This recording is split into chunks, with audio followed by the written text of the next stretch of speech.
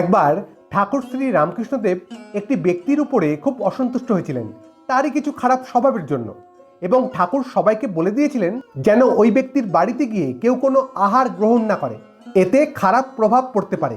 তো ঠাকুর বারণ করেছেন, তাই কেউ যেতেন না। কিন্তু ঠাকুরের কথার বিরোধিতা করবার সাহস একমাত্র যদি কারোর থেকে থাকতো তা হলো নরেন, অর্থাৎ আমাদের স্বামীজি। তিনি তো সব কথা চট করে মানবার পাত্র নন। তাই স্বামীজি করলেন কি, একদিন তিনি কয়েকজন গুরু ভাইকে সঙ্গে নিয়ে ওই ব্যক্তির বাড়িতে গেলেন এবং সেই বাড়িতে পেট পুড়ে খেয়ে আসলেন।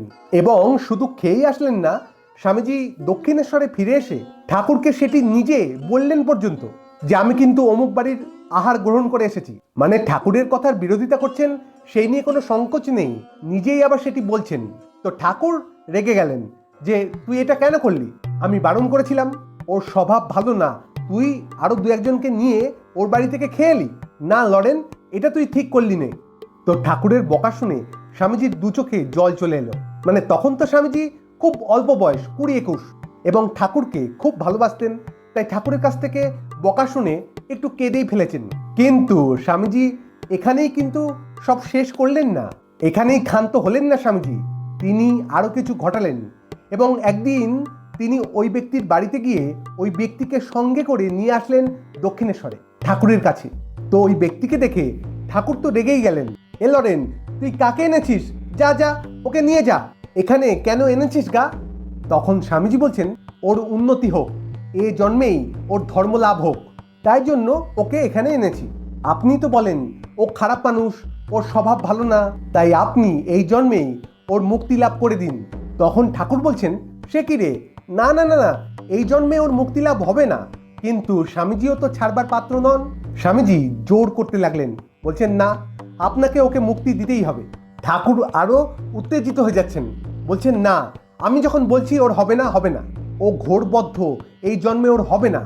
এই শুনে স্বামীজি বলছেন, আপনি যদি ওকে না করে দেন ও যাবে কোথায়? তখন ঠাকুর বললেন, আমি কি জানি, আরে আমি কি করব, ওর তো মুক্তি হবে না।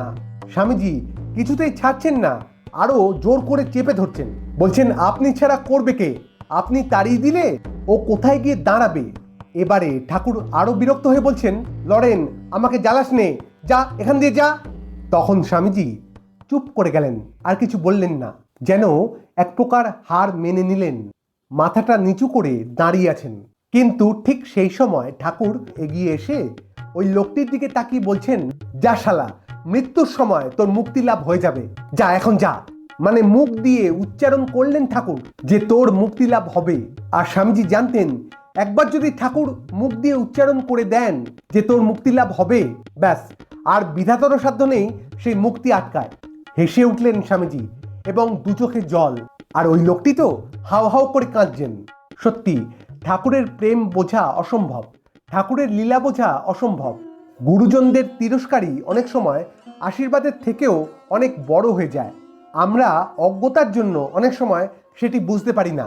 আবার আরেক দিকে স্বামীজি, তিনি এত জোর করছেন, ঠাকুরের সাথে এত লড়াই তর্ক বিতর্ক করছেন, যেন মুক্তি ছিনিয়ে নিলেন, কিন্তু নিজের জন্য নয়, অন্য এক ব্যক্তির জন্য, অন্যের জন্য, সব থেকে প্রিয় মানুষটির সাথে ঝগড়া করতে পর্যন্ত স্বামীজি পিছু পা হলেন না।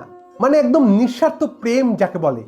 এই ঠাকুর, মা, স্বামীজি, এনারা যেন প্রতিটা পদে, প্রতিটা ঘটনার মধ্যে দিয়ে আমাদেরকে প্রেম শিখিয়েছেন, কি করে ভালোবাসতে হয় সেটি শিখিয়েছেন। তা সত্ত্বেও আমরা মন খুলে কাউকে ভালোবাসতে পারি না। আমাদের ভালোবাসার মধ্যে স্বার্থ, হিংসা, লোভ এগুলো মিশে থাকে। তারা বারবার চোখে আঙ্গুল দিয়ে আমাদেরকে দেখিয়েছেন ভালোবাসা কি, শুধু আমরাই সেটি শিখে উঠতে পারি না। মুক্ত মনে কাউকে ভালোবাসতে গেলে আমাদের কুণ্ঠা বোধ হয়। এই প্রেম ছাড়া আর কি বা আছে? আজ এটুকুই, আবার দেখা হবে অন্য কোনো ভিডিওতে। ভালো থাকবেন, সুস্থ থাকবেন। ধন্যবাদ। জয় ঠাকুর।